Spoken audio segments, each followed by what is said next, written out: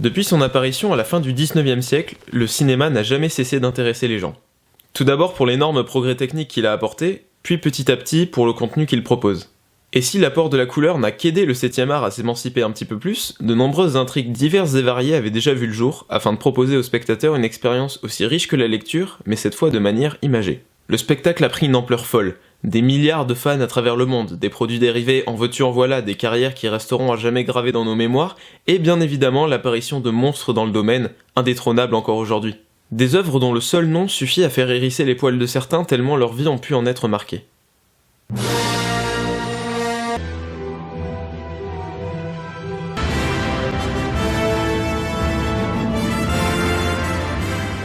Mais après des sagas telles que Star Wars, Le Seigneur des Anneaux ou encore Harry Potter, comment le cinéma pouvait-il encore nous étonner ?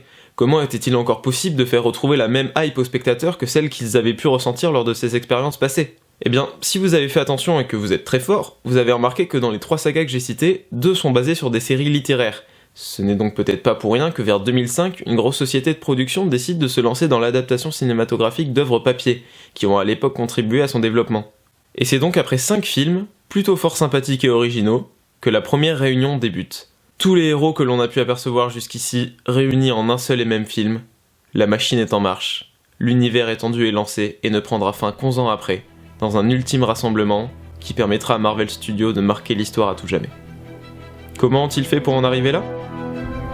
Ça.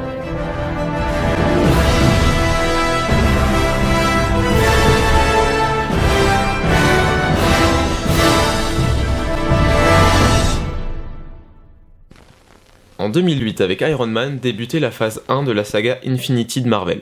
Sans aucune attente pour la suite, les spectateurs se sont laissés emporter par ce nouveau super-héros qui sortait de l'ordinaire. Et si les plus connaisseurs retrouvaient enfin l'un de leurs héros préférés sur grand écran, les néophytes découvraient pour la première fois ce personnage qui allait les convaincre de la qualité des films du genre. En menant derrière lui 4 œuvres très importantes pour la suite du MCU, il apportait quelque chose d'encore inédit au cinéma, et même si le second opus de ses aventures sorti en 2010 fut moins bien accueilli, l'Homme de Fer se présentait déjà comme la figure emblématique de ce nouvel univers. Et si de nouveaux arrivants tels que Hulk, Captain America ou Thor se présentaient, le symbole de Marvel, c'était bien lui. Et retrouver tous ces héros pour la première fois dans un même film en 2012 ne pouvait qu'être grandiose.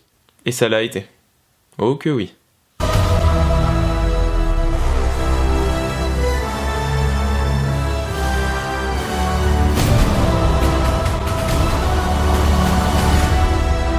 Le film de l'année 2012, de la décennie pour certains, dans tous les cas, un film qui aura fédéré des millions de fans à travers le monde. Ce n'était pas la première fois que tant de personnes étaient envoûtées par un film, certes, mais c'était la première fois que tous ces héros se réunissaient dans une même œuvre, de par leur appartenance au même univers. Une histoire assez simple, mais servie par une réalisation au plan marquant et à des acteurs qui se donnent à fond. Les prémices d'une grande aventure qui ne donnait qu'une seule envie, revoir tous ces héros côte à côte. Les films solo continuent donc leur route, avec des résultats plus ou moins qualitatifs, mais l'arrivée de nouveaux personnages, que ce soit secondaires comme principaux, nous font nous rendre compte de plus en plus de l'ampleur de la chose. Et enfin, 3 ans après, les Avengers se rassemblaient de nouveau, pour nous proposer une expérience, certes pas à la hauteur de la première, mais une aventure tout de même satisfaisante, pas exemple de défauts, mais qui restait une très bonne suite. Et le MCU continuait de se développer après ça. Des films réunissant de plus en plus de héros, pouvant parfois presque être considérés comme des Avengers bis, la qualité en moins, lol. Et encore de nouveaux visages qui, séparés, n'étaient que sympas, mais qu'on savait prometteurs lors de leur future réunion. Mais parmi eux, il y a un groupe de héros que je n'ai volontairement pas cité, et que certains, je pense, attendent avec impatience. Si Marvel a parfois échoué, c'est dans son manque de renouvellement du concept d'origin story, c'est-à-dire un film dans lequel on suit le personnage devenir héros en affrontant le premier méchant et en découvrant ses pouvoirs. Parce qu'au bout de 6 ans, ça devenait un petit peu répétitif. Mais du nouveau est arrivé. Personne ne s'y attendait et pourtant, ces héros un peu moins connus que ceux vus précédemment ont tout changé. Notamment la manière de voir les films du genre. Je parle bien évidemment de Ant-Man. C'est totalement faux, évidemment que je parle des Gardiens de la Galaxie.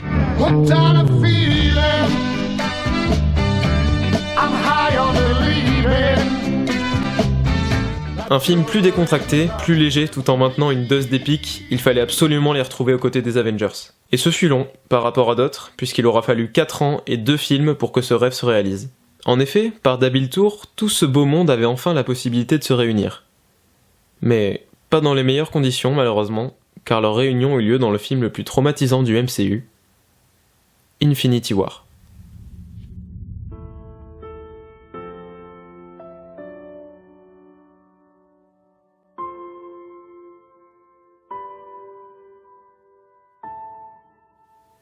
Quoi qu'on dise de tous les films réalisés auparavant, Infinity War n'aurait jamais été aussi impactant sans eux. Voir tous ces personnages qu'on apprécie plus ou moins partir en fumée n'aurait pu avoir un goût aussi amer sans tout le développement fait en amont. Évidemment qu'on s'attend à une suite après ça, mais le coup de maître de tous nous laisser sur le cul est quand même effectué. On nous a foutu des heures de films depuis les débuts du cinéma de super-héros dans lesquels ils battaient toujours leur adversaire à la fin. Marvel a aussi utilisé ces codes pendant 10 ans putain. 10 ans. 10 putains d'années qu'ils empilaient les bad guys complètement vides dont on avait rien à foutre et qui continuaient d'accroître la vision manichéenne qu'on a dans ce genre de cinéma. Et là les frères Rousseau arrivent et qu'est-ce qu'ils disent ? Salut, préparez les mouchoirs, on chie sur tous les codes établis depuis des années et on vous montre enfin quelque chose avec des enjeux. Et ça fait du bien. Franchement. Osez me dire que vous préférez quand les héros gagnent facilement. Et au-delà de ça, enfin un méchant travaillé. Thanos n'est d'ailleurs même pas un méchant, il a juste un but qui pose problème en raison de... Oui, du fait qu'il veut commettre un génocide, quoi, clairement, on va pas se mentir. Mais un génocide équitable, dans l'intérêt des survivants. En soi, c'est presque légitime, et c'est ce qui fait de lui un bon antagoniste. Et c'en est un tellement bon qu'il est aussi celui du 4e film contenant le rassemblement de nos héros.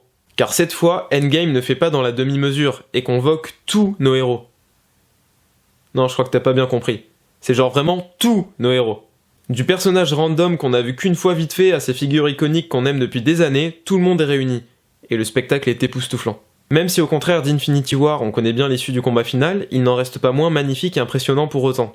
L'un des combats les plus épiques de l'histoire, un dénouement qui en a brisé plus d'un, une fin cohérente dans le développement des personnages malgré des problèmes de vraisemblance, Marvel a réussi. Ils ont marqué le cinéma. À tout jamais. Et de par ce fait, ils nous ont marqué à nous aussi. Rassemblement.